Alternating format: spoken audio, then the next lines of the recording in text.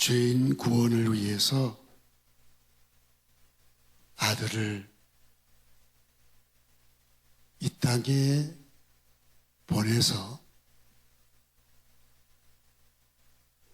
대속의 십자가를 지게 해주신 하나님,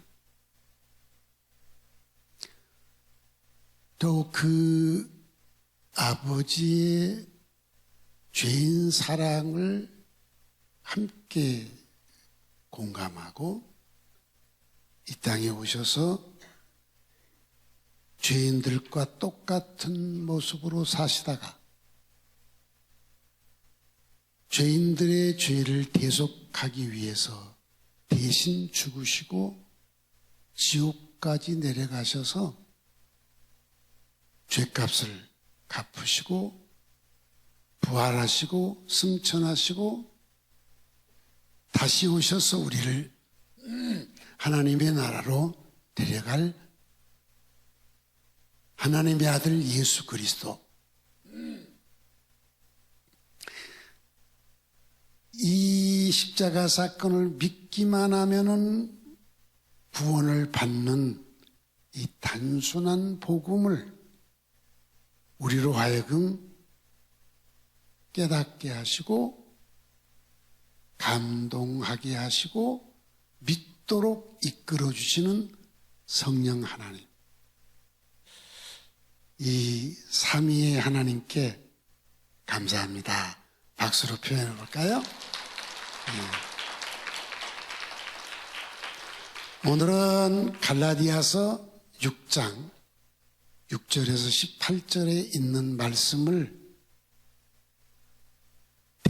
대언해드리고 강론하고 또 우리가 어떻게 그것을 지키고 성도답게 살 것인가에 대해서 짧은 시간이지만 같이 나누는 시간을 갖도록 하겠습니다. 먼저 이 갈라디아서 6장 6절로 18절을 이해하기 위해서는 갈라디아서가 어떻게 나왔는지 여러분이 잘 깨닫고 이해하고 느껴져야 될 것 같습니다. 여러분, 기독교 복음이 시작된 지역은 이 지구촌에서 아주 작은 나라입니다. 한번 지구촌 여행을 한번 해보겠습니다. 지도를 띄워주시겠어요? 세계 지도입니다. 여러분, 지구는 둥그렇습니다. 근데 이 둥그런 지도를 평면으로 펼쳐서 일정한 비율로 그려놓은 게 지도입니다. 이렇게 드넓은 지구촌에서 기독교가 출발한 나라는 아주 조그만 한 점 같은 이스라엘입니다. 사우디아라비아 위에 손톱만큼한 점이 있죠, 시커먼. 거기서 예수님이 탄생하셨고 십자가에서 대속의 죽음을 죽으셨고 부활하셨고 승천하셨습니다. 그것이 지금부터 2000년 전 일입니다.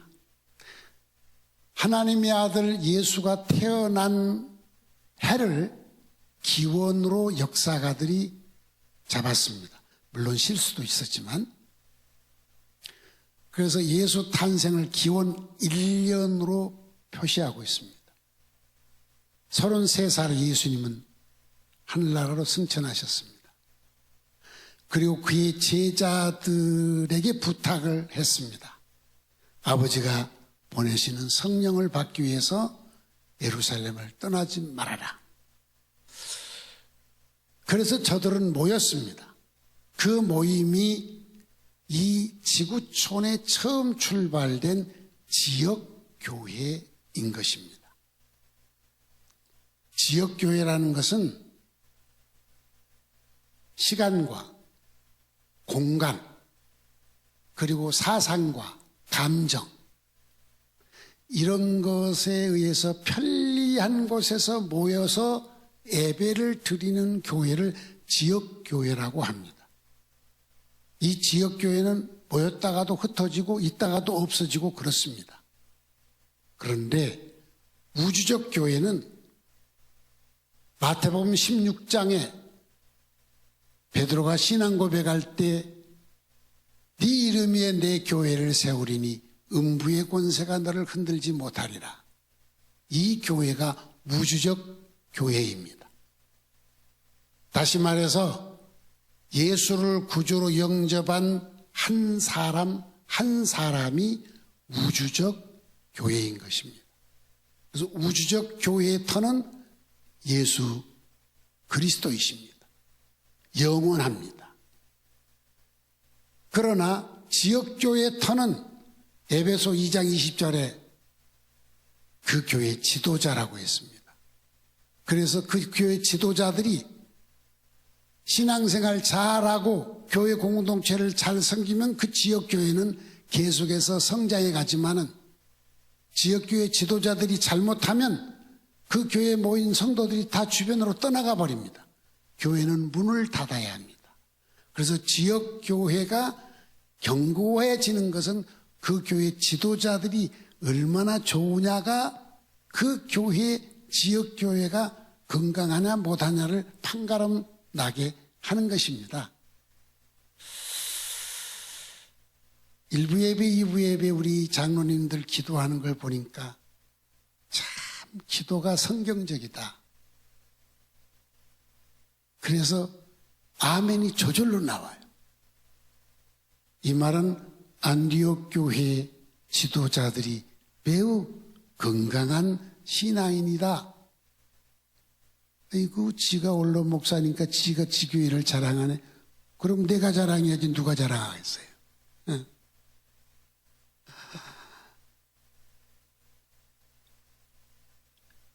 이 예루살렘 교회에서부터 이제 사람들이 흩어져 복음을 전했습니다. 그리고 교회가 세워지기 시작했습니다. 지역교회가. 그 당시 신약 성경은 없었습니다. 신약 성경이 기록되기 시작한 것은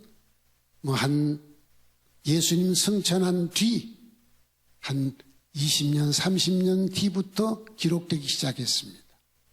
그리고 신약 성경 기록이 마무리된 것은 예수님 승천한 뒤 한 50년, 70년, 한 60년? 그렇죠?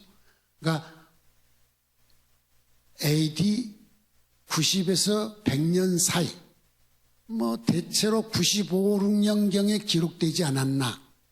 그게 요한계시록입니다.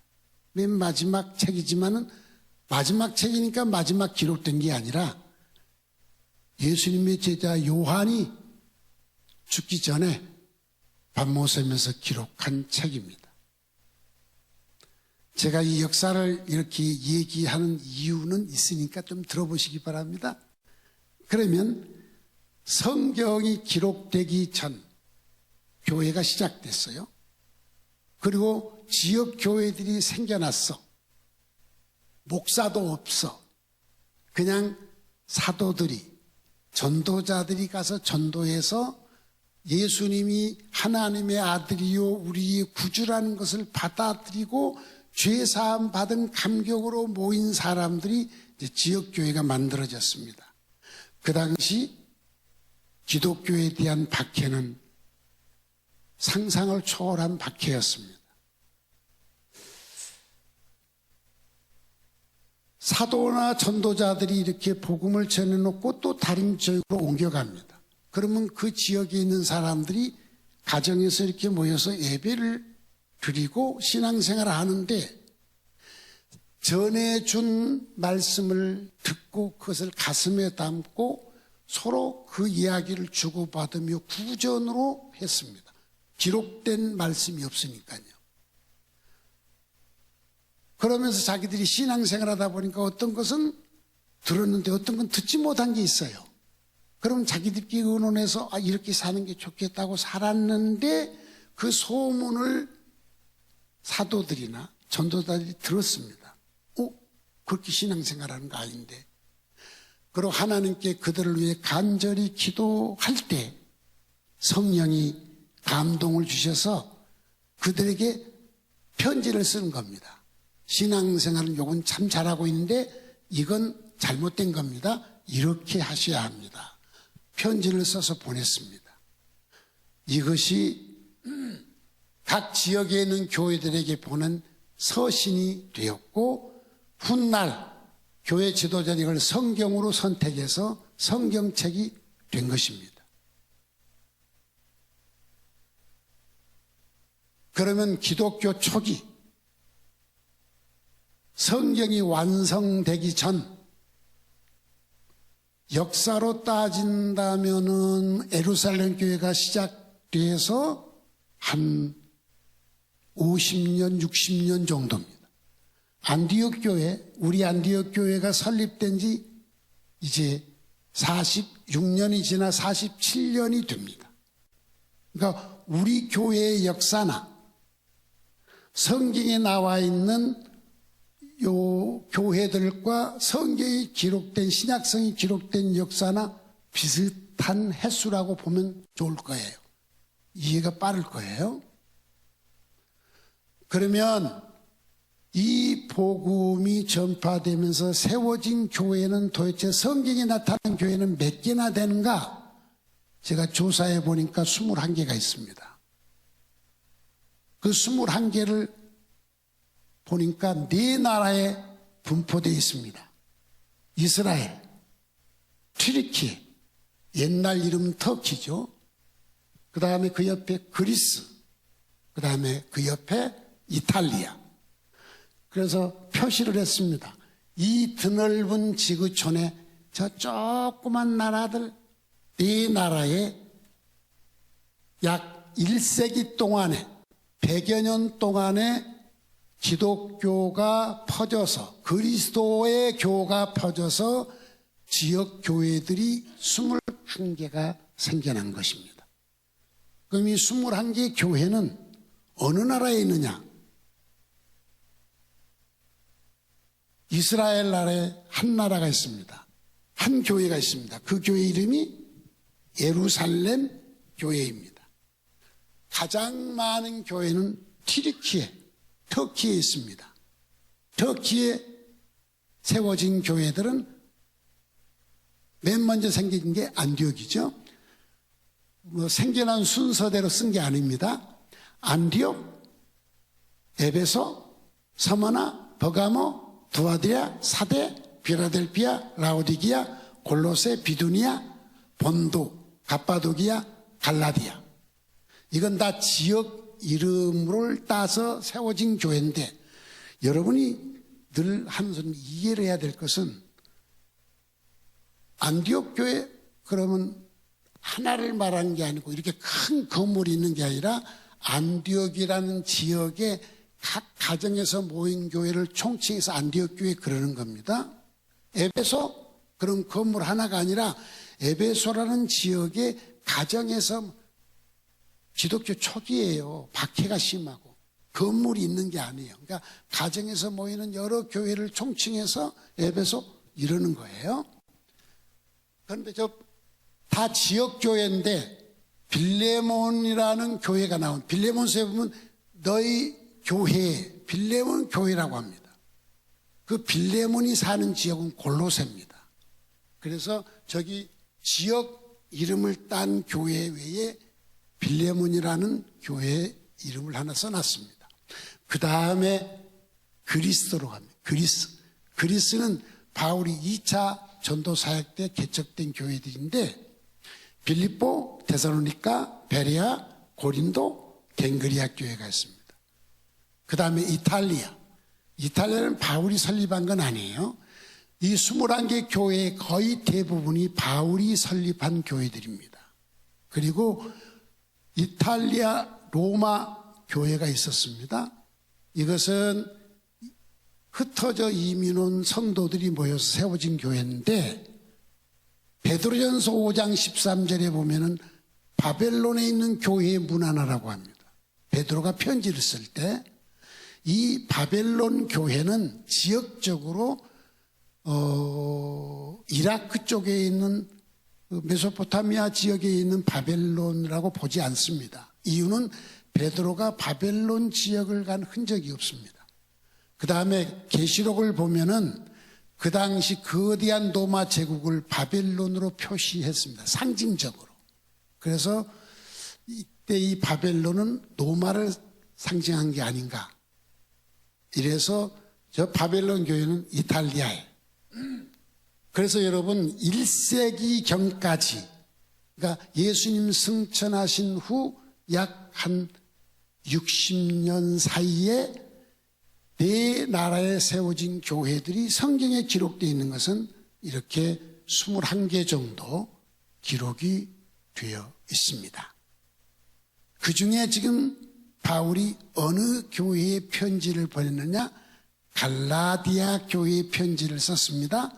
갈라디아 교회는 어디에 있습니까? 튀르키예에 있습니다.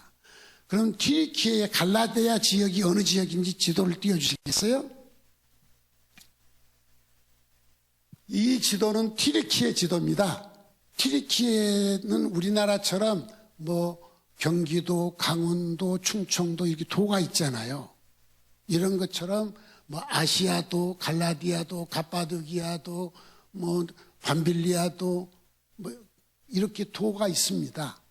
그러니까 성경에 나오는 아시아, 그러면 우리가 살고 있는 아시아 존을 말하는 게 아니고 터키에 있는 아시아라는 지역을 말합니다. 그럼 여러분 신약 성경에 기록되어 있는 교회들에게 보내는 편지 대부분은 어느 나라에 있는 교회들이었습니까? 튀르키예입니다. 예. 그 아시아도에 있는 교회들이 여러 교회가 많습니다. 근데 지금 바울이 쓴 편지는 갈라디아 도에 있는 교회들입니다. 갈라디아 교회로 총칭을 했습니다. 성경의 기록을 보면 사도행전에 바울이 1차 사역 때 가서 전도한 지역이 갈라디아 지역에 비시디아 안디옥, 비시디아 지역에 있는 안디옥입니다.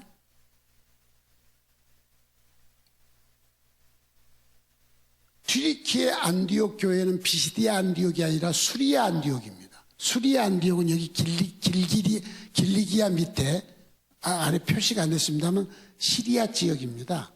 거기 수리아 안디옥이라고 합니다. 그러면 바울이 1차 때 사도행전의 기록을 보면 비시디아 안디옥, 이고니온, 루스드라, 더베에 가서 복음을 전한 기록이 있습니다.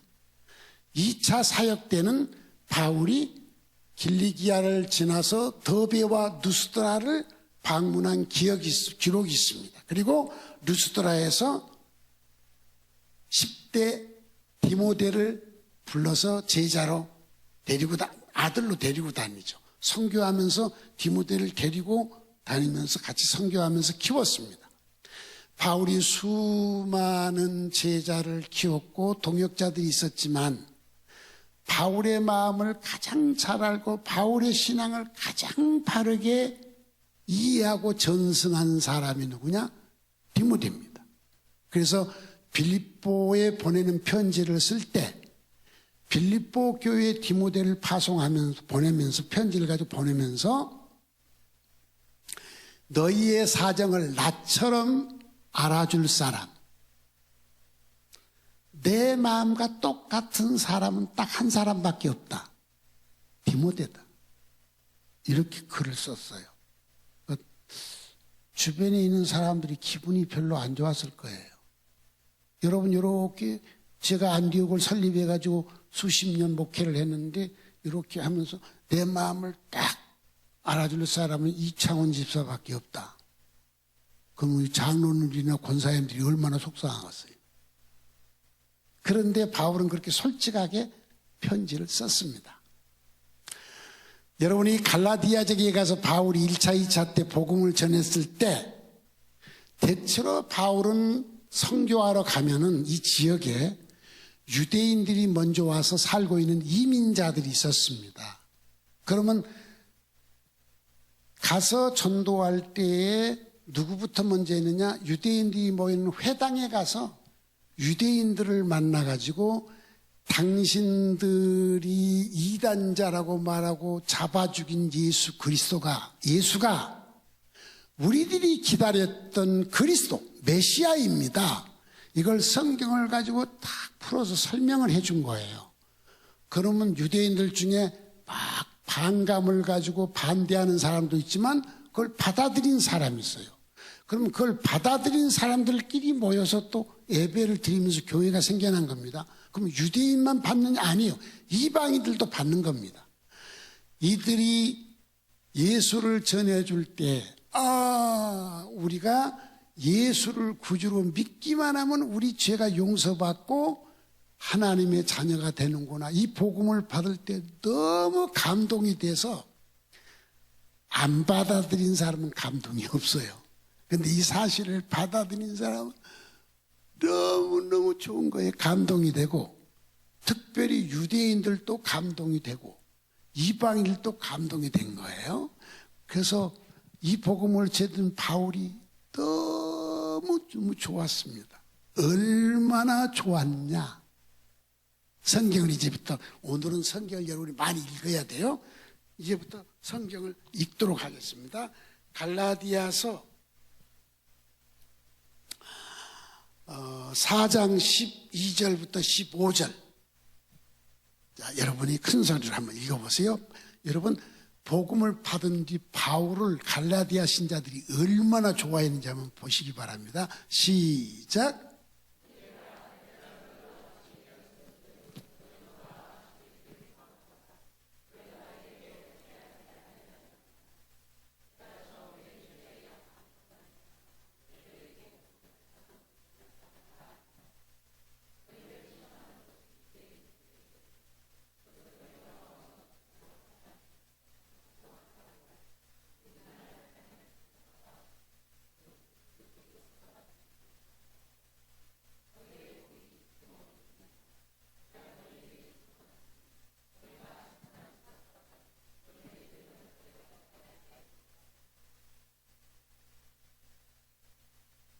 복음을 받은 뒤 너무 감격스러워서 이 복음을 전해준 바울을 천사처럼 예수님처럼 그렇게 받들어줬대요. 그리고 바울이 안질이 있어서 막 힘들어하니까 눈을 빼주려고 했대요. 이창훈 집사 나 사랑했지? 눈 빼줄 수 있어?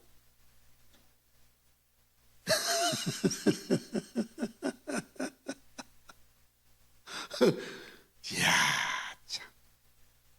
사랑이 뚝뚝 떨어진 게 아니라 폭포수처럼 쏟아진 거예요. 그리고 바울은 딴 데로 갔습니다. 왜? 또 가서 전도해야 되니까. 그 사이에 어떤 일이 벌어졌느냐? 유대주의 기독교인이 있습니다. 그 뭔거니? 유태인들은 구약 성경을 믿지 않습니까? 근데 구약에 예언한 메시아가 예수라고 믿는 사람이 유대 기독교인이고, 안 믿고 예수를 잡아 죽인 사람들이 유대교인입니다. 근데 유대교였다가 개종한 예수를 구주로 믿는 사람들이죠. 이 유대 기독교인들이 가만히 생각하니까 뼛속 깊이 쳐져 있는 게 율법이잖아요. 예수도 믿어야 되지만 뭣도 해야 될 것 같아. 할례도 받아야 되고 율법도 지켜야 돼. 그건 자기들에게 익숙해요, 익숙치 않아요? 익숙한 겁니다. 그러니까 바울이 없는 사이에 자기들끼리 얘기하면서, 야, 예수를 믿기만 하면 어떻게 구원받냐? 할례도 받아야 되고 율법도 지켜야지. 아멘, 아멘. 누가 그래요? 유대인들끼리 그럽니다. 그러니까 이걸 또 이방인에게도 말하니까 이방인도 아멘 하고 받아들인 사람도 있고, 아니 왜 이러지? 교회가 이제 혼란스러워진 거예요. 갈라디아 교회가. 이 소식을 바울이 전해 들은 거예요. 그리고 너무너무 마음이 아픈 거죠. 너무너무 마음이 아파요. 그래서 저들에게 다시 편지를 쓰게 된 거죠. 그러면 왜 썼느냐? 한번 읽어보겠습니다. 3장 1절로 5절. 3장 1절로 5절 시작.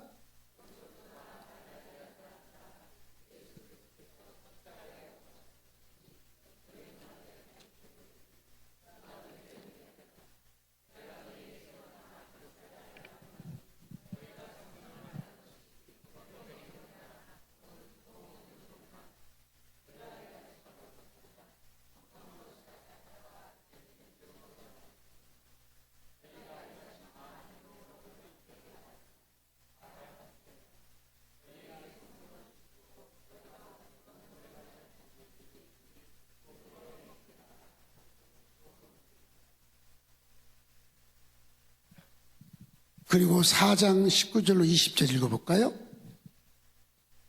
시작.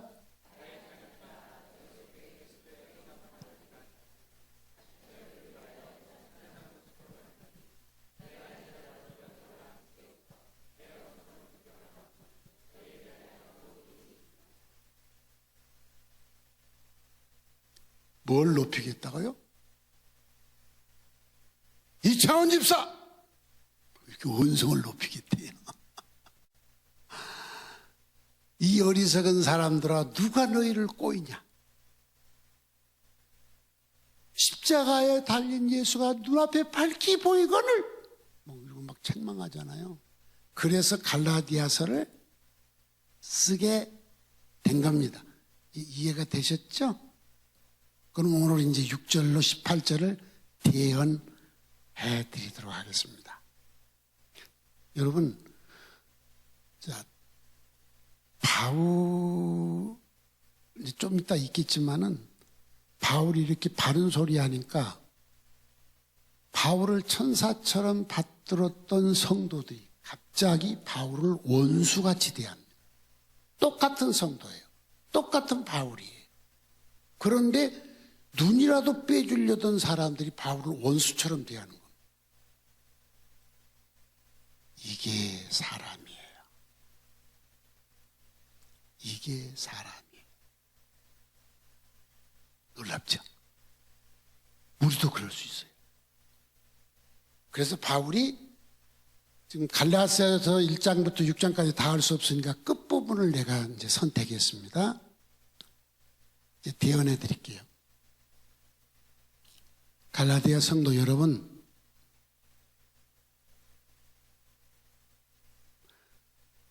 말씀을 가르치는 자를 원수 대하듯이 하지 말고 모든 좋은 것을 함께 하십시오.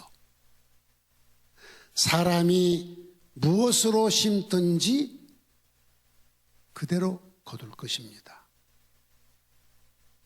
감정 따라 육체를 위하여 심는 자는 육체의 것을 거둘 것이고요. 성령이 충만해 성령에 이끌려 성령을 위하여 심는 사람은 성령으로 말미암아 열매를 거두게 될 것입니다. 착하게 사십시오. 특별히 믿음의 공동체에게 더 착하게 사십시오. 외부에서도 착하게 살아야 되지만 먼저 교회 공동체 안에서 착하게 사십시오. 이 얘기하다 보니까 떠오른다. 어제 아침에 서재에서 주보를 이렇게 만들라고 있는데 소리가 나요. 아침 8시 좀 넘었는데 아니 무슨 공사를 하나? 밖에 보니까 뭘 안 보여요. 그때 막 소리가 나요. 그럼 문을 열고 공사를 하나 하고 이렇게 봤더니 조그만 에어건, 바람 부는 거 있잖아요. 하면서 장애를 입은 그 불편한 몸으로 신용무 집사가 장 마당에 떨어진 이 낙엽을 막 아유, 막 안쓰러워서 내가 뛰어내려가서 막 해주고 싶어. 그 춥잖아요, 아침 일찍.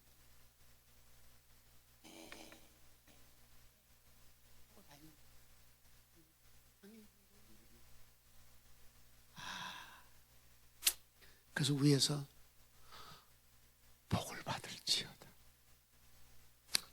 복을 받을지어다. 거기서 막 축복을 했어요. 그리고 앉아서 이제 주보를 만들고 있는데 우리 아내가 식사하세요. 그래서 갔어요. 그때가 아마 9시쯤 된 것 같아요, 거의. 우리 아내가 얘기해요. 아유, 신명무 집사님 저렇게 하고 있는데 남궁일 전도사 가서 막 샥 도와주더라고. 그래서 보니까 다 이미 청소 끝났어. 이야, 그놈 참 기특하네.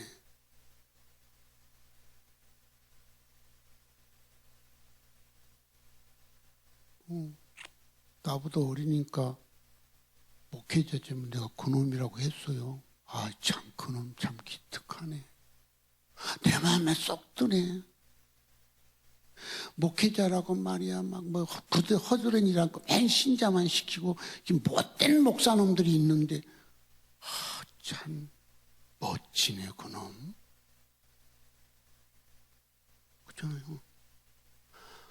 어제 착한이라는 신용무 집사하고 남궁일 국장, 우리 선교국장을 보고 아주 아침에 진한 감동을 먹었어요. 아, 이래서 교회는 아름다워지는구나. 예배당도 아름다워지지만 이런 착한 마음들이 있어서 아름다워. 그래서 바울이 갈라디아 성도들에게 여러분 착하게 사십시오. 그러나 특별히 믿음의 식구들에게 착하게 사십시오. 내 마음을 괴롭게 하는 건 육체의 모양을 내려고 하는 사람들입니다. 나 할례 받았어. 나 누구한테 할례 받으라고 이렇게 고민해서 그 사람도 할례 받았어. 지는 율법도 아찡기면서 율법도 지키지 않으면서 할례 받은 것 가지고 육체의 모양을 내면서 자랑하는. 내가 목회하다 보니까 막 교회에서 말이야 진짜 사는 건 엉망에서 입바람 좋아가지고 예배당에서 그냥 막 육체의 모양을 내려고 하고 뭐 좀 한 거 있으면 막 자기 자랑하고 막 드러내려고 하고 이 사람들이 나를 괴롭게 하더라고. 내가 뭐 이제 은퇴한 지 5년이 지났지만 그 전에 그게 지금도 담임 목사, 홍 목사를 그런 사람들이 괴롭게 할 거야. 이 육체 모양을 내려는 사람들. 나도 언성을 좀 높이려고 그래.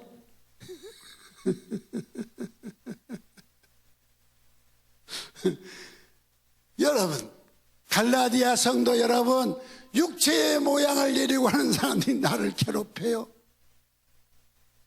할례를 받는 것이나 할례를 안 받는 아무것도 받아도 아무것도 아니고 안 받아도 아무것도 아니에요. 우리는 오직 예수의 피로 죄사함 받아 구원받는 것이 중요한 거예요. 나는 육체의 모양을 자랑하려고 하니 오직 십자가만 자랑하고 싶어요. 나는 십자가밖에 자랑할 것이 없습니다. 세상이 나를 십자가에 못 박아버렸고 나도 세상을 향하여 못을 박았소. 그게 빌립보 3장에 나오죠. 내가 좋아했던 세상 것들을 뭐처럼 버렸다? 똥처럼 버렸다. 십자가에 못 박아버린 거예요. 세상도 바울을 버렸어. 세상이 나를 십자가에 못 박고 나도 세상을 십자가에 못 박았소. 예수를 믿음으로 구원받는다는 이 규례를 지키는 성도요, 하나님의 이스라엘이여, 여러분에게 평강과 긍휼이 있기를 기도합니다. 이 편지를 받은 이후로 나를 괴롭게 하지 마. 제발 나를 좀 괴롭게 하지 마. 내 몸에 예수의 흔적을 지니고 있어. 갈라디아 성도들 여러분에게 주 예수의 은혜가 있기를 축복합니다. 그리고 갈라디아서를 끝냈어요. 대언 끝났으니까 이제 강론을 시작하겠습니다. 여러분, 바울은 참 가슴 아픈 일을 많이 겪은 사람입니다. 세상으로부터도 그랬고 교회 자기가 전도해서 복음을 전해준 성도로부터도 너무나 많은 상처를 받은 거예요.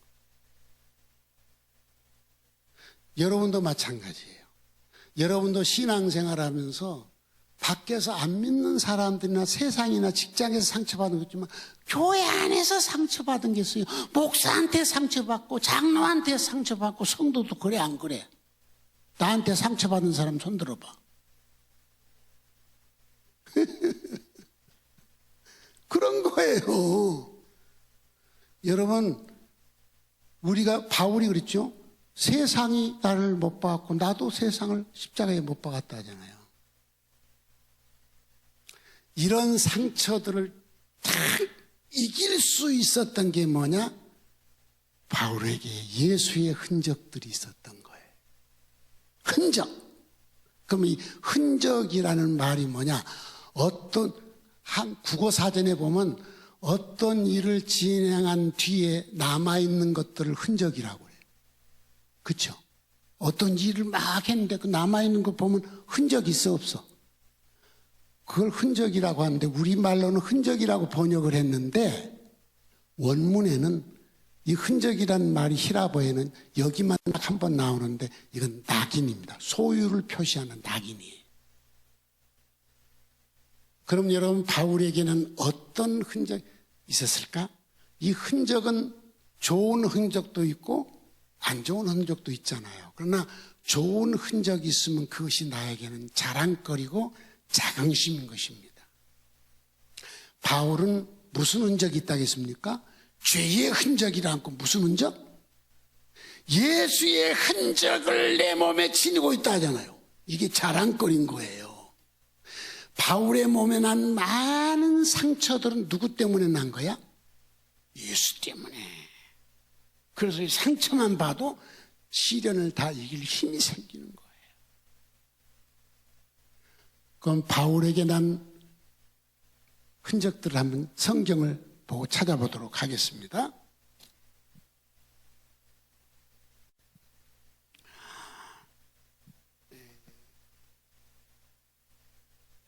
사도행전 9장 3절부터 9절까지 있는데 다 기니까 시간이 많이 가. 그래서 9장 18절만 읽겠습니다. 사도행전 9장 18절 시작.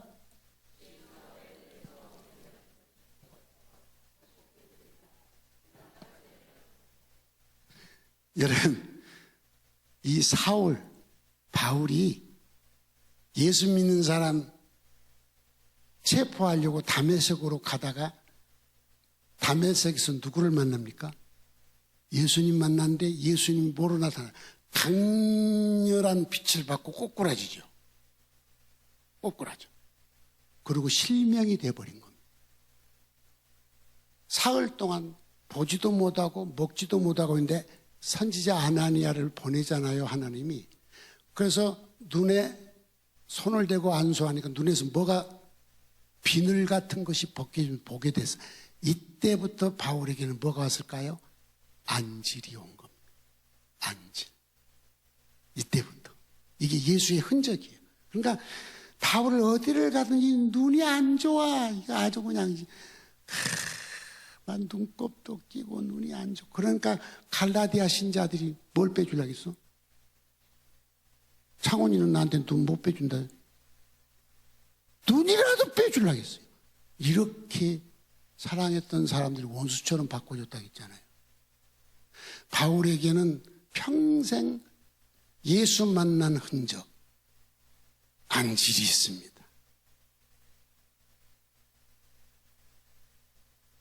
이러니 어떤 시련이 와도 신앙이 흔들리겠어, 안 흔들리죠? 안 흔들리죠. 그 다음 또 볼까요? 사도행전 14장 19절 읽어봅시다. 시작.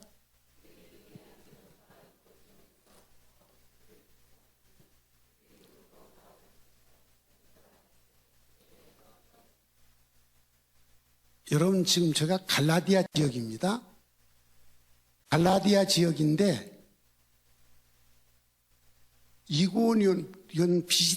이고니온과 안디옥은 비시디 안디옥이 아까 봤었죠. 거기서 회당에서 복음을 전했는데 복음을 받은 사람도 있고 반감을 가진 유대인들이 어디까지 쫓아오느냐?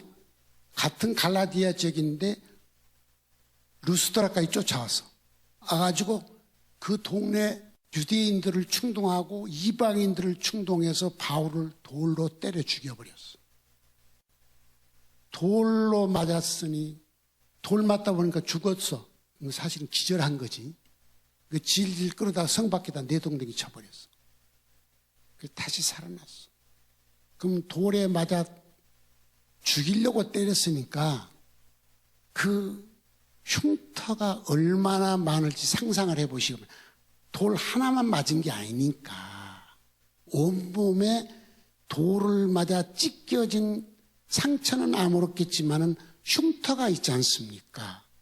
온몸에 이 예수의 흔적을 지니고 산 거예요. 그 다음에 또 있어. 고린도 후서 6장 5절 시작.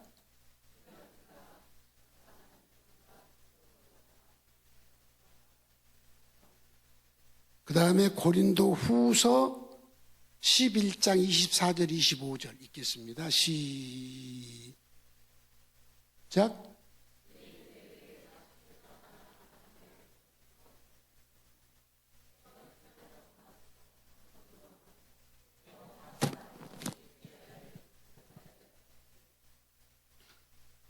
여러분, 여기서 채찍을 맞을 때 그 당시 맞는 채찍은 채찍 끝에 납덩이를 달아가지고 치면은 살점이 확 찢겨서 뜯어 나오는 겁니다.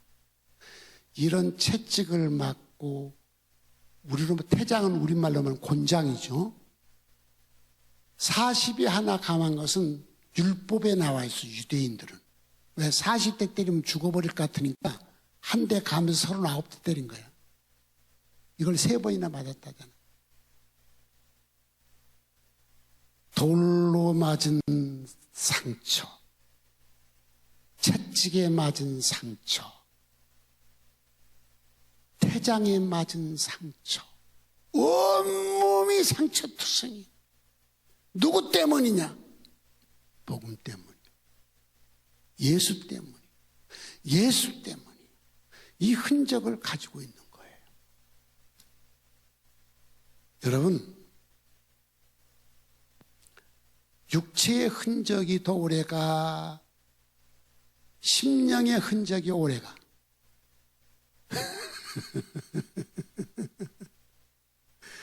육체의 흔적이 더 아파, 심령의 흔적이 더 아파. 바울은요, 육체의 흔적보다 마음의 흔적이 더 강했어요. 마음의 흔적은 뭐냐? 아까 읽었던 사도행전 9장에 예수 믿는 사람 잡아 죽이려고 갔다가 누구 만났어? 예수를 만나. 강한 빛이 비치니까 누구요? 나는 네가 핍박하는 예수다. 와.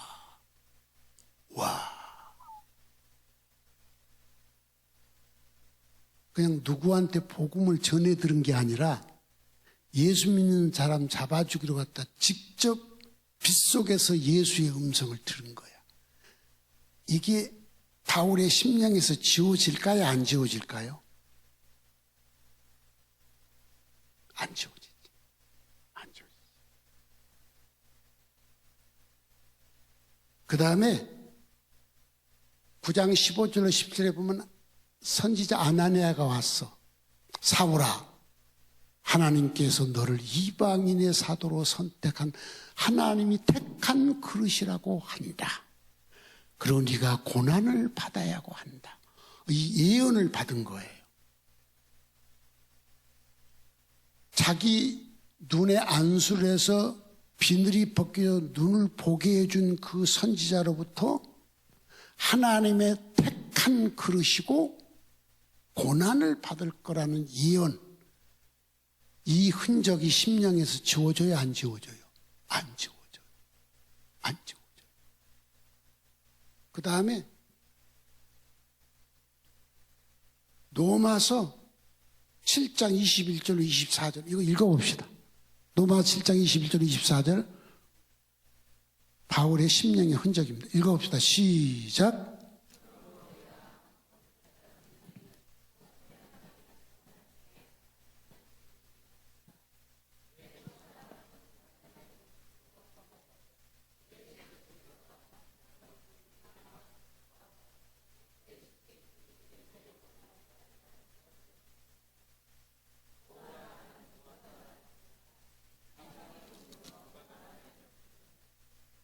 예수님을 만났어. 거듭났어. 믿음으로 살려고 하는데 마음 한쪽에서는 육체의 욕망이 있어. 그래서 죄를 또 지어, 바울도. 그러고는 회개해. 그리고 또 바로 막 사는데 또 한쪽에 또 욕망이 있어. 마음의 갈등이 커, 안 커? 너무나 커. 얼마나 커? 죽고 싶은. 내가 믿음으로 살고 싶은데 내 한쪽에서 믿음으로 못 살게 나를 세상으로 끌고 가는 다른 죄악의 욕망이 있어. 이 갈등이 너무 심해. 예수 적당히 믿으려는 사람은 갈등이 있어, 없어? 없어. 그냥 덮박덮박 죄짓고 히히 웃어. 근데 똑바로 믿어보려니까 너무나 그 갈등은 오라 나는 공고한 사람이로다. 누가 나를 이 사망의 몸에서 건져줄까? 미칠 지경이지. 이 흔적이 바울의 심령에 있어. 그 다음에 로마서 8장 1절로 2절 읽겠습니다. 시작.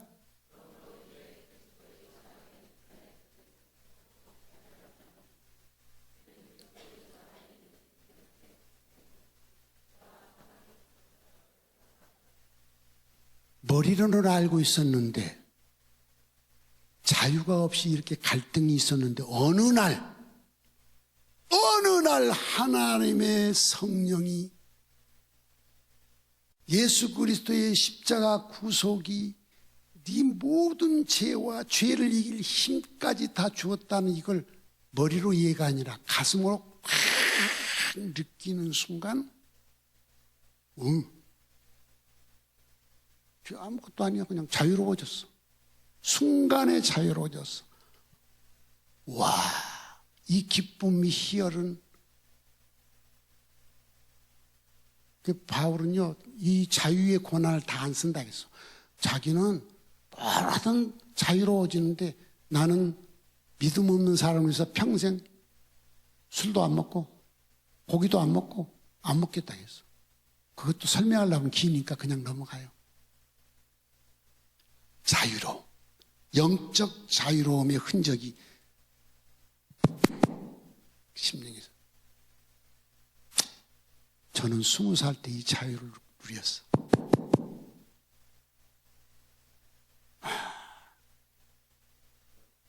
20살 때 저 갈등도 느꼈고 자유도 느꼈어. 그 다음 바울의 심령에 새겨진 흔적. 사도행전 13장 1절로 3절 읽읍시다. 시작.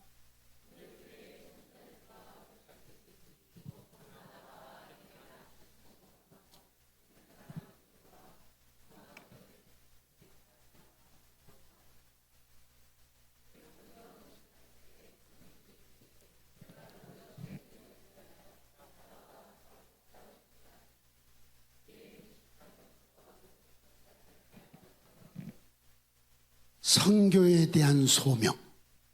와, 이건 하나님이 직접 바나바 사울을 따로 세워 내가 시키는 일을 위하여 보내라.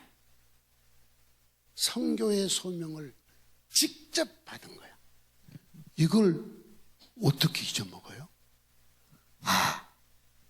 갑자기 생각났어요. 뉴스레터 국장 이번에 몇 호죠? 40호. 이걸 만드는데 리트릿에서, 저 아래 리트릿에서 화장실에서 볼일 보고 이렇게 앉아. 저는 화장실에서 머리가 쉬지 않습니다. 멍 때리고 있지 않습니다. 국장, 이 사람이 표지를 어떻게 만들까? 국장이 힘들어요. 왜? 표지를 만들어 오면 이 표지 속에 AWMJ 철학이 들었어?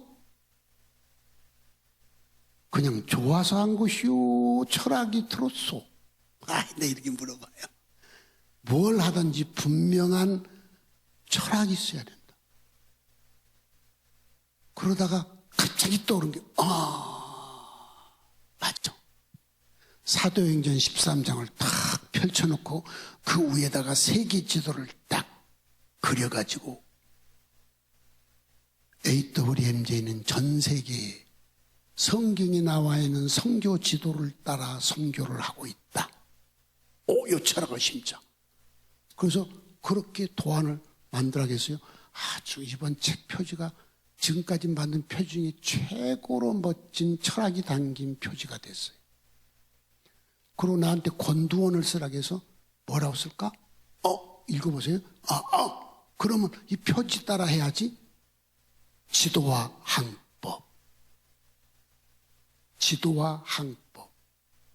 지도는 뭔지 알죠?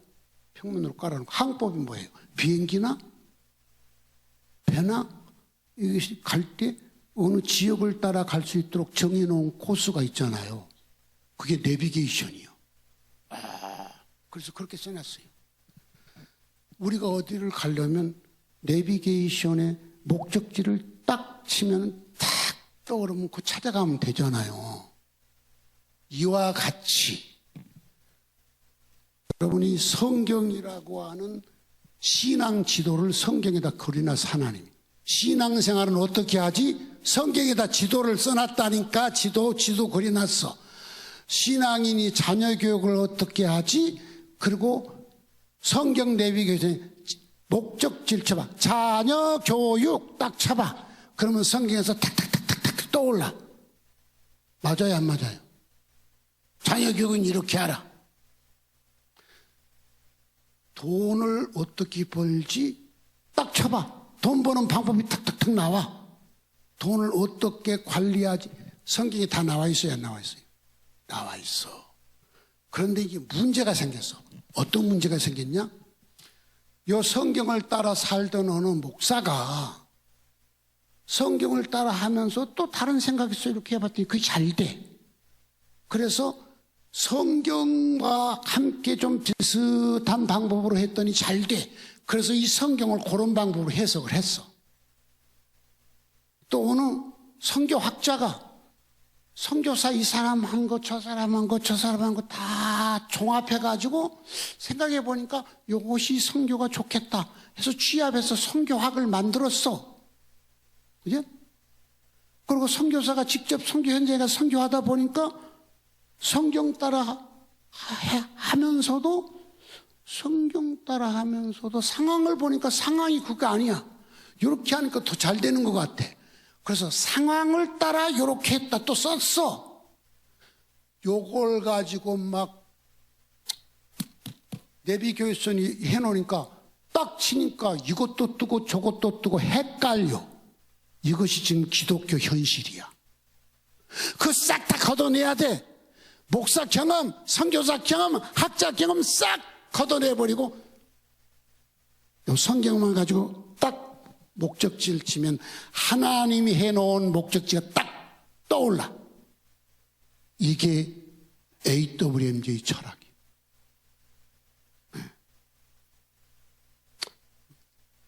잠깐 걷길로 갔습니다. 걷길로 갔는데 바울은 사도행전 14장 소명, 선교사로 부른 소명, 이 흔적이야. 그 다음에 또 바울의 심령의 흔적 또 봅시다. 사도행전 20장 23절 24절 읽읍시다. 시작.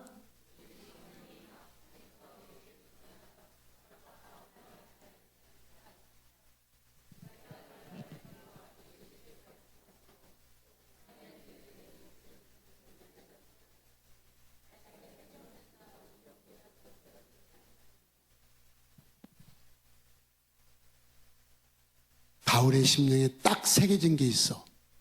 나는 순교한다. 여러 성에서 다른 성경을 또 읽으려고 했더니 시간이 없어. 여러 성에서 성령에 이끌린 사람들이 바울이 순교할 걸 예언합니다. 바울 자신도 알고 있습니다. 그래서 자기 마음속에 나는 순교당한다. 확신하고 있어요. 이 흔적이.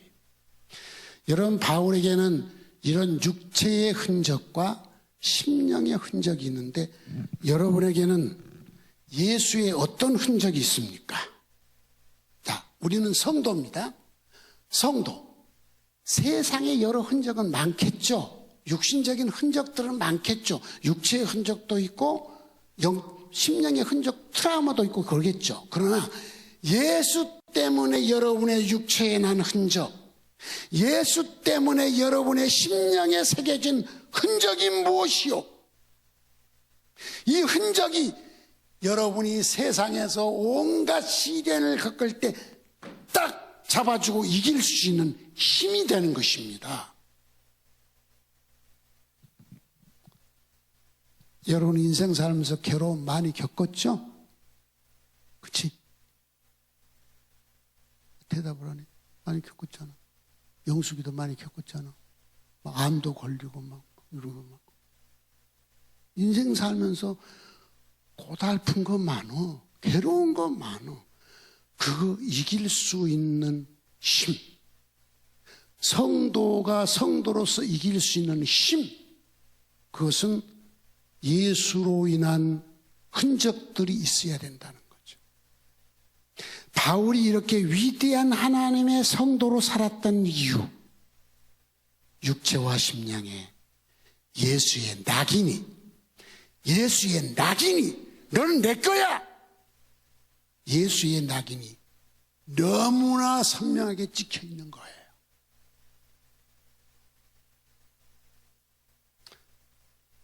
바울이 얼마나 고통을 당했는가. 아까 매 맞는 것 좀 봤지만 한번 바울이 괴로움 당한 거 한번 찾아보도록 하겠습니다. 성경에서. 바울이 육체의 고통을 당한 것들, 매 맞는 것은 봤으니까 바울을 괴롭게 하는 것들을 한번 찾아보도록 하겠습니다. 성경을 이제 계속 읽도록 하겠습니다. 갈라디아 4장 16절 17절 읽어봅시다. 시작.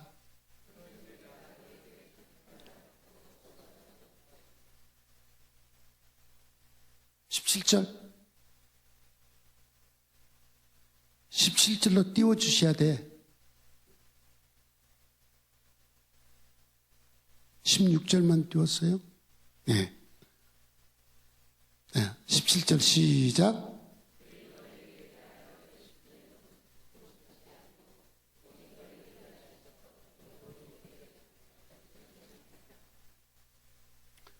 여러분, 바울이 어떤 상처가 있느냐? 다른 복음, 할례를 받아야 구원받는다든지 율법을 지켜 예수를 전하는 거예요. 예수를 안 전한 게 아닙니다. 예수를 믿지만 할례를 받으라는 겁니다. 예수를 믿지만 율법을 지키라는 것입니다. 바울은 이거 다른 복음이라고 했어요. 이걸 전하는 것은 잘 받아주면서 바울이 처음에 전한 순수한 복음을 받은 뒤 변질돼 가지고 저건 잘 받아주면서 내가 바른 말을 함으로 뭐가 됐다고? 16절에 16절 띄워봐요. 16절. 내가 너희에게 참된 말을 함으로 참된 복음을 전함으로 원수가 되었느냐? 이해가 되십니까? 안 되죠. 왜요? 처음 복음을 전할 때 바울이 얼마나 좋은지 누구처럼 되었다고 했어요? 천사처럼, 예수님처럼. 그리고 눈까지 빼주려고 했던 그 사람들이 갑자기 바울을 뭐로 대해요? 원수로 대한대요. 여러분도 이런 경험 해보셨죠? 같이 친하게 다른 사람이 어느 날 갑자기 마음 변해가지고 원수같이 대한 사람 있잖아요. 신앙 때문이 아니고 인생 살다 보면 그런 게 있잖아요. 근데 교회 안에서 신앙생활 하면서도 성도들끼리 저 그거 많이 보죠. 성도들끼리도 마음 상해서 원수같이 대해서 교회 떠나요, 안 떠나요? 안디옥교에서 그런 일 많이 봤다니까. 지들끼리 뭐 마음 안 맞다고 원수같이 대. 그냥 원수. 전에는 막 좋아서 죽고 못 살더니 원수같이 대요. 여기도 그런 경험이 있는 분이 있을 거예요, 아마. 회개하세요. 그러지 말라고. 그러지 말라고. 제발 그러지 말라고. 그 다음에 바울이 얼마나 괴로움을 당했느냐. 갈라디아 6장 12절로 13절. 아까 읽었는데 한 번 더 봅시다. 시작.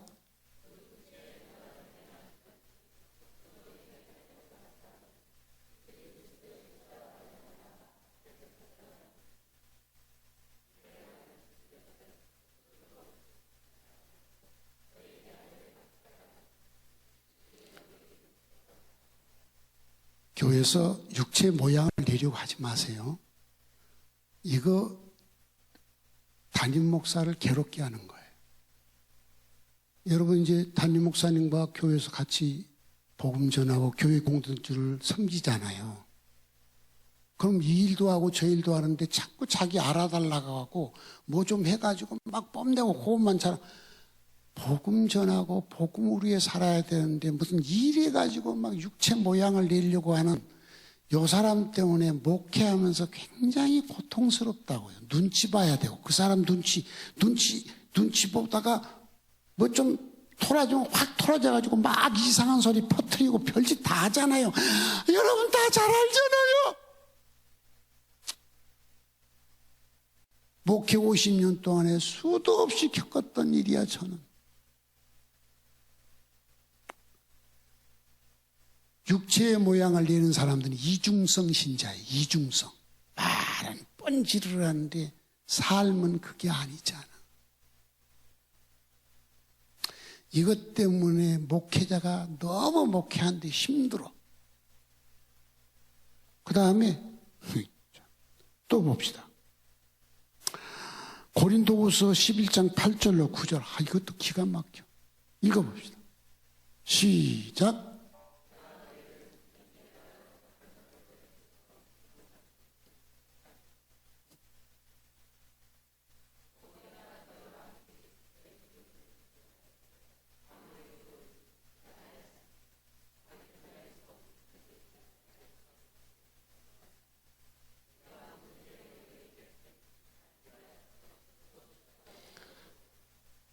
이건 갈라디아 교회가 아니라 고린도 교회인데 갈라디아서를 쓰면서 왜 내가 나를 괴롭게 하지 말라 했는데 바울의 괴로움을 한번 찾아보니까 이런 괴로움이 있어. 고린도 교회는 부자예요. 항구 도시라. 그런데 예수를 믿고 막 방언도 하고 난리야 막. 그러는데도 바울이 선교하는데 경제적으로 하나도 도움을 안 주는 거야. 그러니까 바울이 저 위에 가난한 내륙 지역, 마게도냐 지역에서 선교비를 받아가지고 쓰니까 뭐라고 또 하느냐. 저는 탈취가 뭐예요? 탈취. 우리나라 말로 하면 탈취를 뭐라고 해요? 착복해 먹었다 이 말이지. 이야, 교회 성도들이 이러네요. 바울이 전도해서 바울이 세례 주고 세례 줬는지 안 줬는지 모르지만 바울에게서 신앙을 배운 사람들이 바울을 저는 돈 유용히 모는 사기꾼 같은 놈 이러는 거예요. 그래서 바울은 고린도에서 뭐 했죠? 노동하면서 복음을 전했잖아요. 그 부자 교회에서. 내가 목회해 보니까요, 헌금 안 하는 사람들이 돈 가지고 더 말을 많이 해. 뭐 목사가 어떻고 교회가 돈을 잘 쓰고 못 써. 헌금을 열심히 내는 사람 아무 군소리도 없어요. 목회해 보니까 그렇더라. 내가 은퇴한 뒤니까 이렇게 말을 하는데 더 좋지. 그래서 이 원로 목사가 있는 게 좋은 거야. 이게. 담임 목사가 요 말하면 또 토라져가지고 나는 한 달에 한 번 하고 가버리니까. 그치? 근데 담임 목사가 요 말하면 하고 뭐 군시렁 난리야. 나한테는 군시렁 해봤자 들리지도 않으니까. 맞아 안 맞아? 헌금 안 한 사람들이 말이 더 많다니까. 죽도록 헌금한 사람은 아무 말도 안 해. 이그 짠돌이들.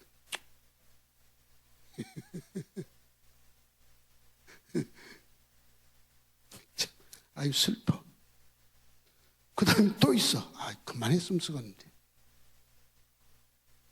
빌립보서 1장 14절로 18절. 이거 기가 막혀 참아. 읽어봅시다. 시작.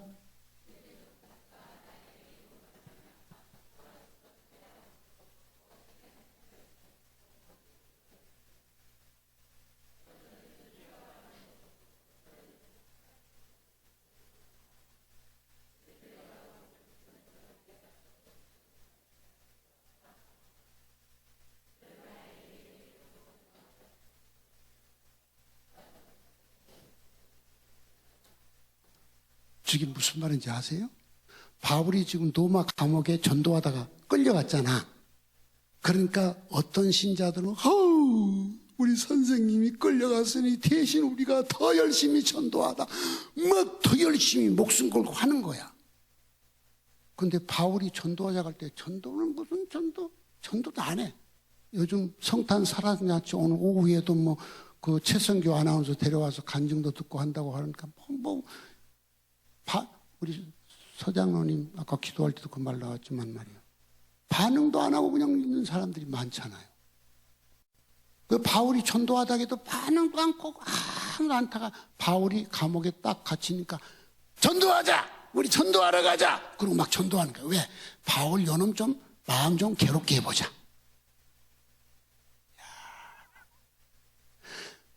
죄인 구원하려고 전도하는 게 아니라 목회자를 괴롭게 하려고 전도한다는 거야. 요 소리를 또 감옥에서 누가 들었어? 바울이 전에 들었어. 근데 바울은 괴로워해서 안 했어. 제자들에서 놔둬. 이놈아 놔둬. 이렇게 전파되나 저렇게 되면 나를 괴롭게 하기 위해서 전도해도 전파되는 것은 예수님이니까 나는 찬송할 뿐이다. 나 괴로운 거 아니야. 괴로운 게 아니야. 열심히 전도하라게 해라. 이야, 여러분 예수님을 구주로 믿었는데도 이렇게 심보가 고약한 사람이 있어요 없어요? 있어. 안디옥에는 있을까 없을까? 몰라. 있을 수도 있고 없을 수도 있고 나는 몰라. 그런데 바울이 개척한 교회도 좋은 교회. 빌립보 교회는 좋은 교회 안 좋은 교회? 좋은 교회예요. 고린도 교회는 좀 안 좋은 교회. 근데 빌립보 교회 안에서 이런 일이 벌어진 거예요. 이 좋은 교회 안에서. 이야, 참 교회 공동체 참 무섭다. 교회 공동체가 천국 같아야 되는데 이런 고약한 놈들이 기독교 초기에도 있었으니까 지금은 더 많겠지. 그다음 그만하고 싶다. 있자니 괴롭다.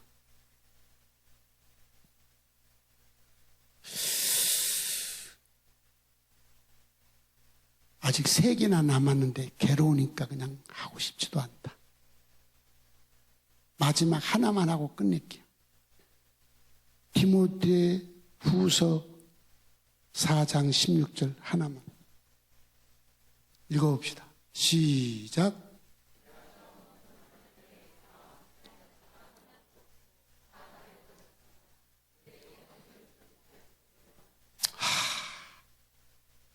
여러분, 이게 평생 복음을 위해서 이 육체와 심령의 그런 흔적을 가지고 전도했던 바울이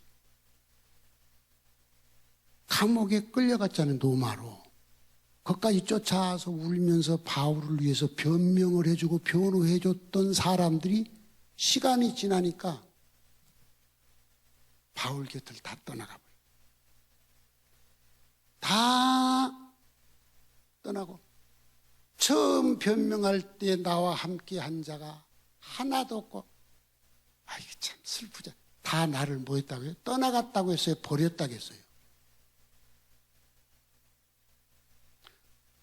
은퇴한 원로 목사 버렸어? 안 버렸어? 아, 이 교회를 설립해서 이 교회를 개척해가지고 이렇게 다 성장시켜놓고 은퇴한 원로 목사를 여러분 버렸어? 안 버렸어? 잘 생각해봐. 버렸어. 목숨을 걸고 복음을 전한 바울이 감옥에 갇혔는데 다 버리고 떠나갔다는 거예요.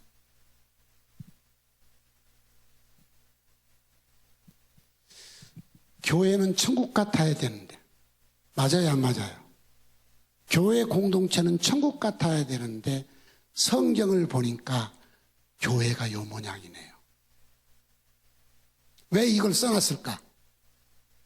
하나님은 성경에다가 왜 이런 것들을 다 써놓게 했을까? 이렇게 살지 말고 요렇게 살아라. 신앙 교본으로 이걸 준 거예요. 오늘 이제 말씀을 마치겠습니다. 마지막 디모데 후서 마지막 성경 띄우세요. 자, 여러분, 바울이 행복한 것도 많았지만은 가슴 아픈 일도 많았어요. 근데 그 모든 것들을 이기고 멋진 성도로 살다가 천국에 간 이유가 딱 하나 있어. 읽어봅시다. 시작. 주께서 내 곁에 서서 나에게 힘을 주심은 나로 말미암아 선포된 말씀이 온전히 전파되어 모든 이방인이 듣게 하려 하심이니 내가 사자의 입에서 건짐을 받았느니라. 주께서 나를 모든 약한 일에서 건져내시고 또 그의 천국에 들어가도록 구원하시리니 그에게 영광이 세세무궁토록 있을지어다. 순교당하기 전에 마지막으로 쓴 글입니다. 바울이 저렇게 자신만만하게 주께서 내 곁에 서서 나를 지켜주시고 사자의 입에서 나를 건져내 주시고 나를 구원해서 천국에 들어가게 해주신다. 이 확신이 왜 있느냐? 흔적들 때문이에요. 흔적들. 2025년 이제 며칠 안 남았습니다. 25년 한 해 동안에 여러분에게는 어떤 신앙의 흔적이 있습니까? 하다못해 식물인 나무도 한 해가 지나면 한 해 지났다는 흔적을 남겨 안 남겨? 뭐요? 나 한 살 더 먹었어? 하고 흔적 남겨. 예수를 믿고 주 안에서 행복한 성도요. 2025년 보내면서 2025년에 어떤 흔적이 여러분의 신앙생활에 좋은 신앙의 흔적이 있습니까? 한번 뒤돌아보시고 그리고 앞으로 올 26년에는 내가 어떤 흔적을 남길까? 마음에 각오도 해보시기 바랍니다. 저는 죽음이 코앞에 남은 나이 많은 늙은 목사입니다.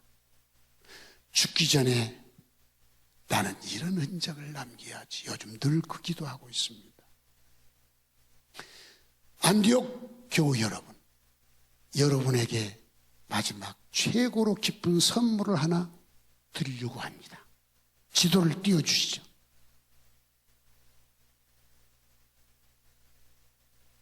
저기 뭔지 아시죠? 이 작은 안디옥 교회가 여러분들이 기도하고 헌금하고 아브라함 신목사를 선교사로 보내서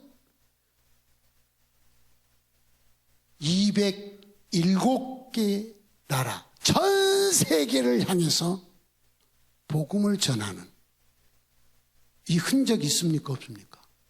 선명한 나이테가 그려졌습니다. 맨 먼저 띄운 지도에 보면 기독교 초기 사도들이나 바울이 가서 전한 복음은 4나라였습니다. 이스라엘, 튀르키예, 그리스, 이탈리아. 그런데 이 작은 땅 대한민국, 이 작은 교회 안디옥 교회가 세워진 지 46년 만에 207개 나라를 가서 복음을 전하고 그 나라 최고 지도자들을 변화시키는 이 위대한 흔적을 여러분이 남겼습니다. 여러분의 기도가, 여러분의 헌금이, 여러분의 복음을 향한 열정과 사랑이 이런 흔적을 남겼습니다. 기독교 2000년 역사의 가장 큰 아름다운 예수의 흔적을 여러분이 남긴 것입니다. 신앙생활을 해도 자신에 대한 자존감도 있어야 되고 내가 나가는 교회 공동체에 대한 자존감도 있어야 되는 것입니다. 나는 안디옥 성결교회 성도라는 자존감이 있을 때 그것도 행복한 거예요. 내가 예수를 믿는 성도라는 자존감이 있을 때 행복한 겁니다. 한 해를 마무리하면서 여러분에게 이 위대한 흔적이 있음을 선물로 드리고 싶어서 오늘 이 말씀을 전하게 됐습니다. 성도여, 나는 안디옥 교회 공동체로서 207나라의 복음을 전하는데 눈물 뿌려 기도했고 내 가진 돈을 작든 많든 힘을 다해 드렸습니다. 나는 이런 자랑스러운 안디옥 교회 성도입니다. 할렐루야. 찬송을 부르겠습니다.